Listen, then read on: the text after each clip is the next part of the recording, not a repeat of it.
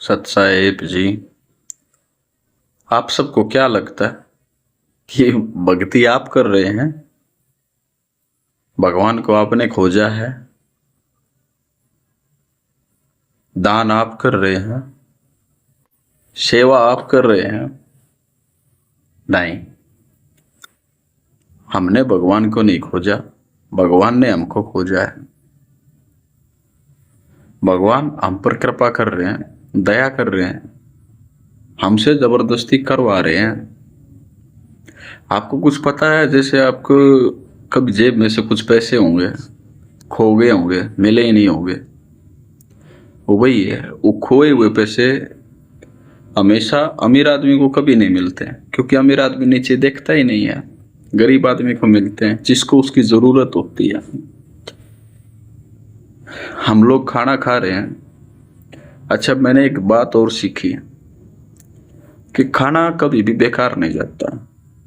जो लोग बोलते हैं ना खाने का अपमान मत करो, एक्चुअली मैं बता रहा हूं, खाने का अपमान कभी होता ही नहीं है। आपको क्या लगता है, आपका जो खाना जो बच गया, आपने मान लीजिए कूड़े में फेंक दिया, क्या आपका खाना वो खराब गया? नहीं। कूड़े में से भी कुछ न कुछ जीव तो खा ही रहा है। जीव कौन है?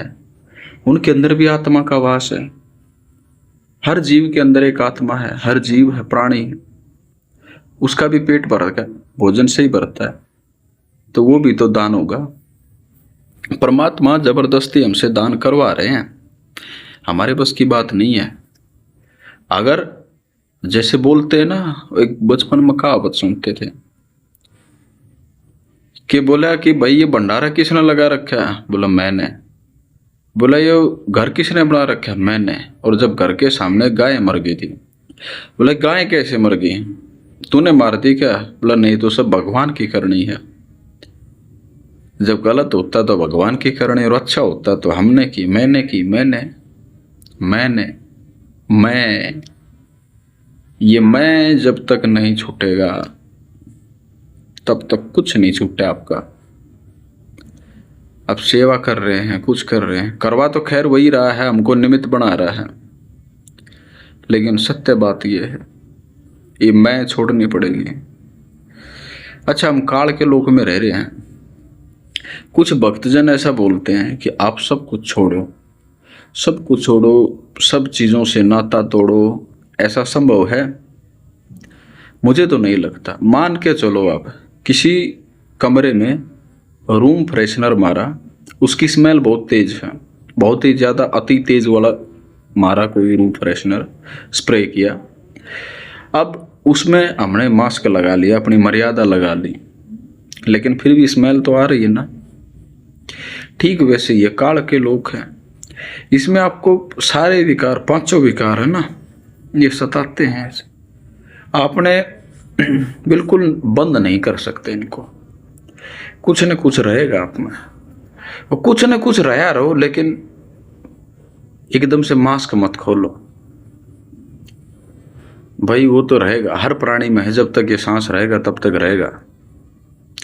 तो कोई बिल्कुल मन मारने की बात कर रहे हो, मन मरेगा नहीं, मन को बांधा जा सकता, मन को मारा नहीं जा सकता। और गुरुदेव जी कहते हैं कि मन को बांधो। मन को कैसे बांधो? जैसे खुला सांड होता है, उसको मजबूत खूंटे के साथ बांध दो, जितनी ढीली रस्सी होगी ना, वो सिर्फ उतने एरिया में गई उछल कूद मचा सकता है, ज्यादा में नहीं कर सकता।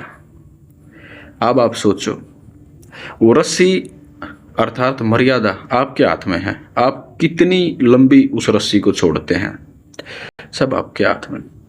परमात्मा पर भरोसा रखो, सब कुछ करने वाले वही है। जैसे मेले में बच्चा जाता है, बच्चा गुम जाता है, तो बच्चा अपने बाप को नहीं ढूंढ सकता, वो एक जगह खड़ा खड़ा रोता है, लेकिन एक बाप उस बच्चे को ढूंढ ही लेता है, सो जतन करता है लेकिन ढूंढ ही लेता है। वो ठीक वैसे ही हम नादान बच्चे हैं, अध्यात्म मार्ग में बच्चे हैं, सभी बच्चे हैं, लेकिन हमारे बाप ने, परमपिता परमेश्वर ने, हमारे गुरुदेव जी ने हमको ढूंढ लिया। और अब की बार हमको पापा की उंगली नहीं पकड़नी, पापा को बोल देते हैं कि भाई हमारी उंगली पकड़ ले पापा जी, क्योंकि हम तो नादान हैं। फिर कोई खिलौने देखेंगे उसकी तरफ भागेंगे। तो हे परपिता परमेश्वर, हे मेरे मालिक, हे मेरे गुरुदेव, मेरी उंगली पकड़ लो, उंगली के मेरा हाथ पकड़ लो, बांध लो, कोई मौका भी मत दो छूटने का। मैं नहीं चाहता कि मैं दोबारा खो जाऊं। सच साहेब।